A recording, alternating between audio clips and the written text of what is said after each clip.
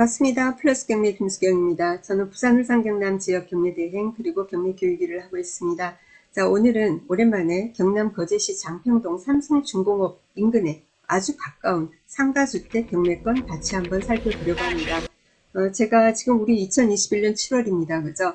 작년, 재작년 거제 경기가 굉장히 안 좋을 때 거제시 쪽에 다가구 원룸 건물, 그죠? 상가주택 경매권 이런 걸 소개를 한동안 많이 해드렸었습니다.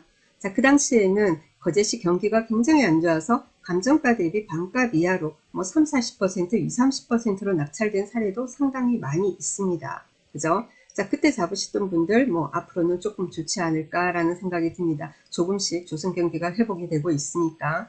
지금 그런데 그 와중에서도 그 시절에도 거제시 장평동 쪽에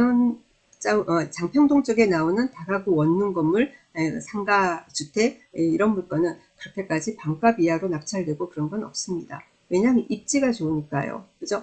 거제시의 다가구 원룸 건물이 뭐 어떤 용도로 쓰이겠습니까? 결국은 조선소에서 일하시는 분들, 하청업체 직원들, 그죠? 숙소로 쓰일 것 아니겠습니까? 그죠? 자, 그러다 보니까 조선소 가까운 곳, 그죠? 그런 어떤 다가구 원룸이 인기가 있겠죠, 당연히. 그래서 경기가 좀 많이 안 좋고 하더라도 외곽 쪽은 굉장히 공실투성이었지만은 장평동 같은 경우에는 그래도 어느 정도 유지가 됐었습니다.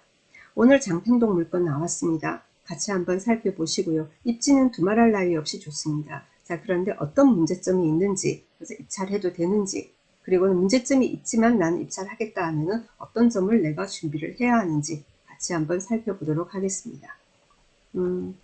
입찰 날짜는 7월 30일 금요일 경매 2차입니다.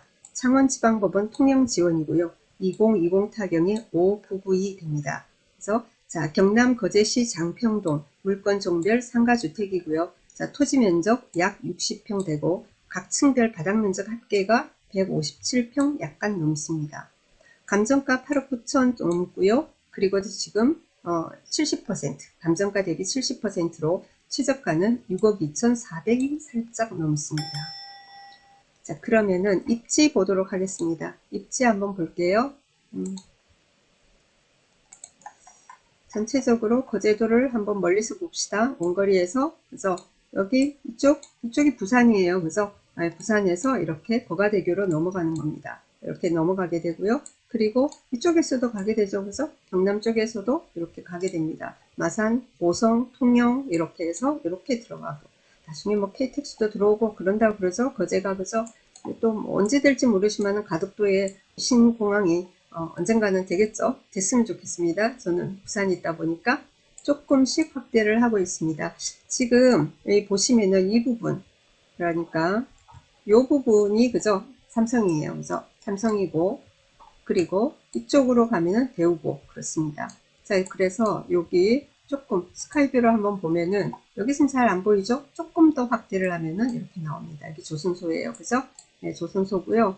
그리고 지도로 보는 게 글씨가 잘 보이겠네요. 해당 물건은 여기에요. 해당 물건 여기인데 이쪽에 보시면은 유로 아일랜드에 대해서 말씀 많이 들었을 겁니다. 거제에 관심 있으신 분들은. 그래서 그리고는 유로 스카이가 보이고, 그리고는 여기는 거제 포레나, 그래서 포레나고, 포레나가 장평 주공 1단지가 재건축된 거죠. 그래서 재건축이고, 여기는 바로 주공 2단, 장평 주공 2단지 이쪽도 상당히 관심들을 많이 가지고 있죠. 자, 그런데 그러면은 여기가 삼성이란 말이에요. 위에 삼성중공업. 예, 그러니까 여기 삼성호텔, 삼성문화관 이렇게 보이고 삼성 게스트하우스, 삼성 막 돼 있죠. 그죠? 그리고 여기 지금 핑크색 보이는 이 부분에 경매권이 나온 겁니다. 엄청나게 가깝잖아요. 자, 숙소로 쓰이지 않습니까? 조선소에 근무하시는 분들, 일하시는 분들의 숙소로 다가구 원룸이 상가주택, 그죠? 윗부분 주택이 쓰이는 겁니다. 그러면은요, 멀어서 되겠습니까? 가까운 게 제일 인기가 있지 않겠습니까? 당연히 이만큼 가까운 물건입니다. 자, 여기 조금 더 가까운 곳은 뭐냐면 아파트예요. 다가구 원룸 상가주택 중에서는 진짜로 그죠? 가까운 곳이에요. 자, 여기 로드뷰를 찍어서 한번 보도록 하겠습니다. 로드뷰 이렇게 찍으니까 여기가 아까 지도로 보는 사거리 부분입니다. 그죠? 앞에 삼성중공업 앞이에요. 그래서 이쪽에서 나오지 않겠습니까? 사람들이. 자, 그래서 나오자마자 우회전 틀면은, 우회전 틀어서 가다 보면은, 아까 여기 아파트들이 있었고, 그리고 지금 해당 물건지 다 돼갑니다. 조금만 이렇게 쭉쭉쭉 가면은요, 좀 가면은 바로 다 왔습니다. 여기 쌍둥이 빌딩 건물이 보입니다. 똑같이 생겼죠, 그죠? 그래서 근데 경매권은 이 물건이에요. 이 물건입니다.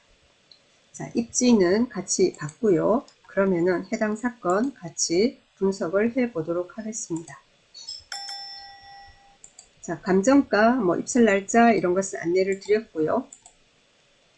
건물 현황에 대해서 토지 건물 현황 보겠습니다. 자, 토지 보니까요. 준주거지역입니다. 뭐 1종, 2종 일반 주거지역 이런 게 아니라 준주거지역이에요. 뭐 건폐율과 용적률 면에서 유리하죠. 당연히. 자, 준주거지역의 약 60평 되고요. 자, 감정가는 3억 9,800선입니다.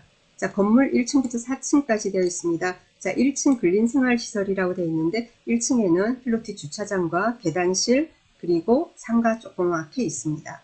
그 다음 2층, 3층, 4층은 그래서 다가구 원룸이에요. 그 구조가 그런데 각 방별 구조가 원룸인지 투룸인지 쓰리룸인지 이런 것은 평면도를 구하시던가 아니면 현장에 가서 확인은 하셔야 되겠죠. 입찰하실 것 같으면.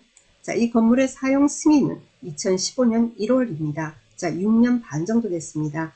특별하게 뭐 아주 예외적인 경우를 제외하고는 건물의 상태는 좋으리라고 생각이 듭니다. 자, 제시의 건물 보겠습니다. 제시의 건물 단층으로 있다고 합니다. 이 건물 옆에 단층짜리 건물이 있다는 뜻이 아니고 옥상, 그죠? 4층 옥상 부분에 주택 24.8평이 있다고 합니다.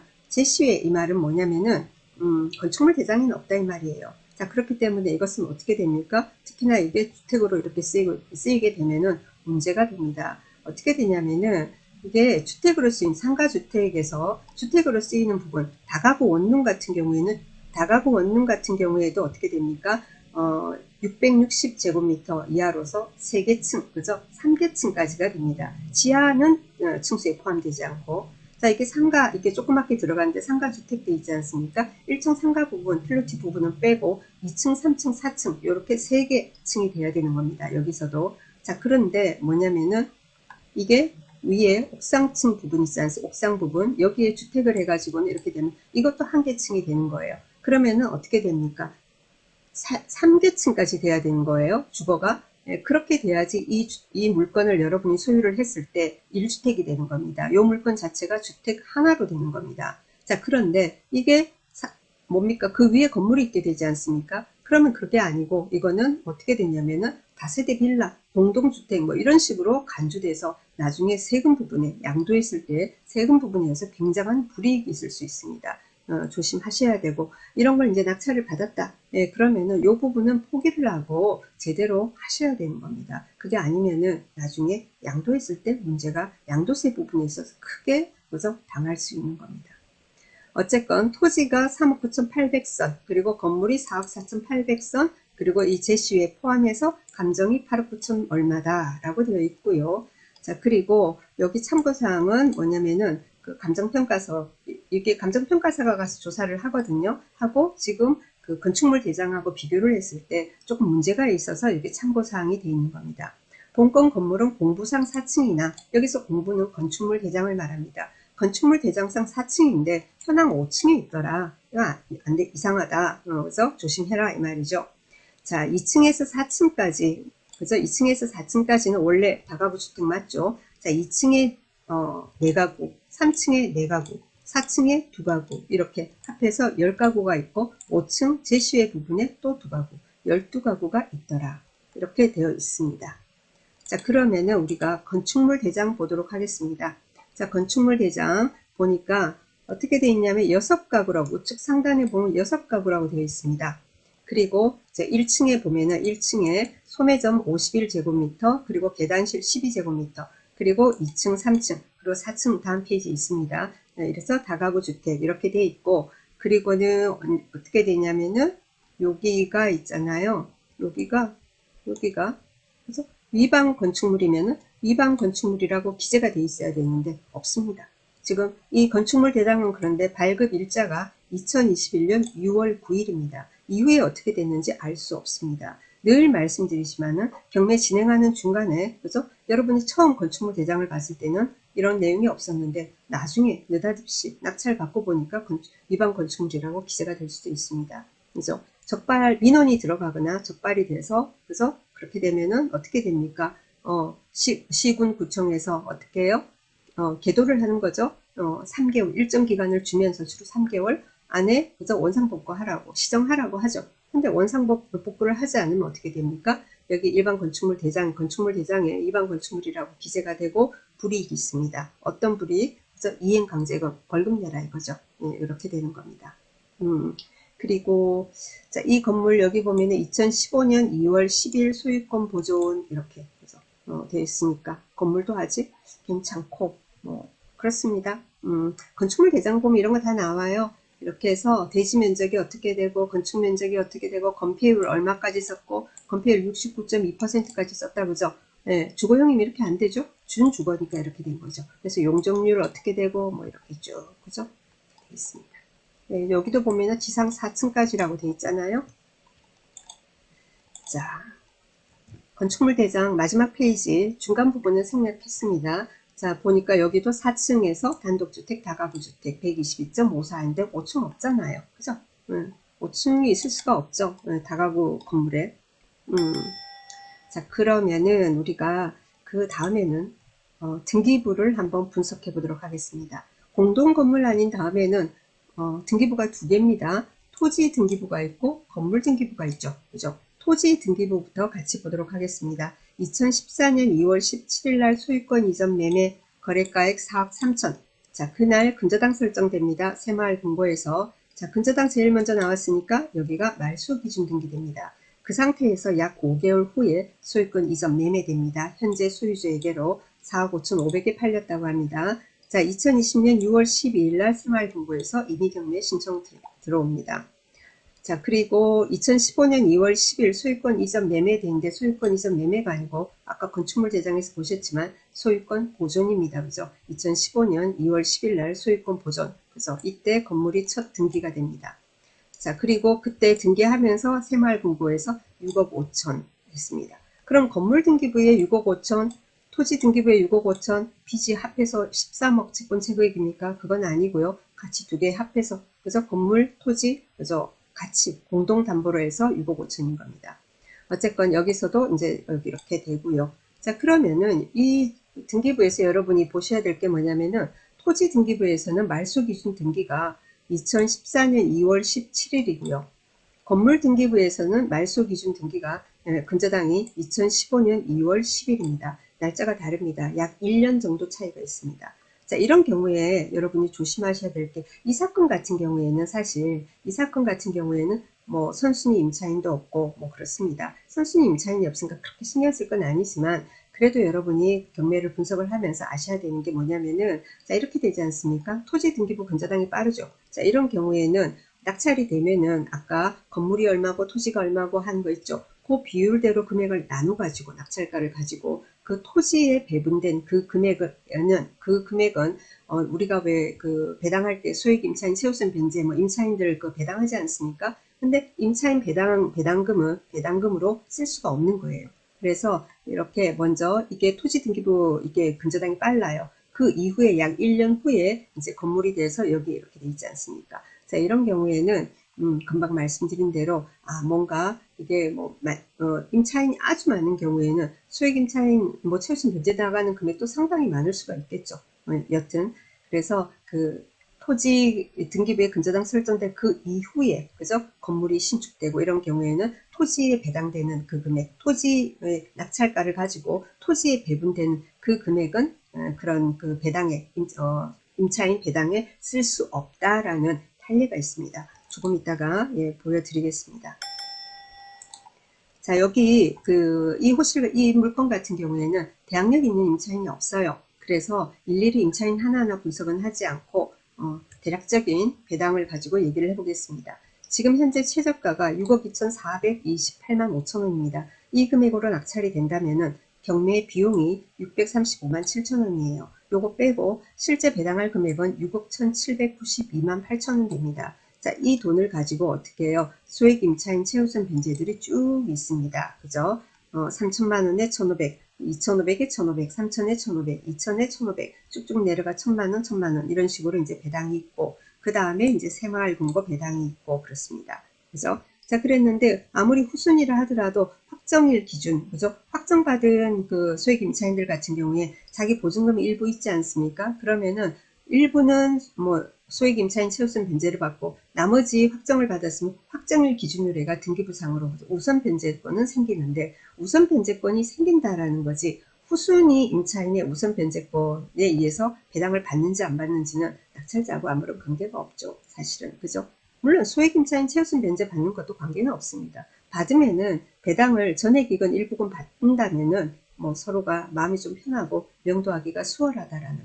그래서 이런 물건을 보실 때 임차인 많은 물건을 보실 때 여러분이 늘 보셔야 되는 거는 선순위 임차인이 있느냐 그 선순위 임차인이 배당을 받느냐 그러니까 배당 요구를 했는지 안 했는지 했다고 하더라도 선순위 임차인이 배당 요구 안 하면 우리가 인수잖아요. 그죠? 일단 안 하면 자 근데 배당 요구를 선순위 임차인이 배당 요구를 했어요. 자 근데 확정을 안 받았어. 그러면 또 안 되는 거고 그죠? 그리고 또 해가지고 배당이 된다 하더라도 다 안 되고 조금밖에 안 됐어. 그럼 나머지는 또 인수고 이런 식으로 선순위 임차인에 대한 걸 여러분이 아셔야 되는 거지 사실은 이렇게 대항력이 없는 후순위 임차인 같은 경우에는 일단은 뭐 분석에서는 크게 신경 쓸 건 없습니다.